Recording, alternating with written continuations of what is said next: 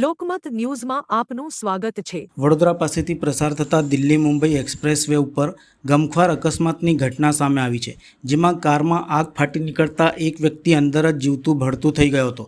પાદરા પોલીસે આ મામલે વધુ તપાસ હાથ ધરી છે। અકસ્માત બાદ કારમાં આગ લાગી કે અન્ય કોઈ કારણસર તે હજુ સુધી સ્પષ્ટ થઈ શક્યું નથી। ઘટનાની જાણ થતાં જ વાસણા ફાયર ફાઇટરો અને પોલીસનો કાફલો ઘટના સ્થળે દોડી આવ્યો હતો અને મૃતદેહને બહાર કાઢી પીએમ માટે ખસેડ્યો હતો। હાલમાં પોલીસે મૃતકની ઓળખ મેળવવા અને અકસ્માતના ચોક્કસ કારણ જાણવા વધુ તપાસ હાથ ધરી છે। વડોદરા જિલ્લાના પાદરા પાસેથી કરજણ તરફ જતા દિલ્હી મુંબઈ એક્સપ્રેસ વે ઉપર અકસ્માત સર્જાયો હતો। આ દુર્ઘટનામાં કારમાં આગ ભભૂકી ઉઠતા વાહન સંપૂર્ણપણે સળગી ગયું હતું। આગમાં ફસાયેલ વ્યક્તિ કારની અંદર જ બળીને ખાખ થઈ ગયો હતો। ઘટનાની જાણ થતાં વડોદરા ફાયર વિભાગના વાસણા ફાયર સ્ટેશનની ટીમ અને પોલીસ ઘટના સ્થળે દોડી આવી હતી।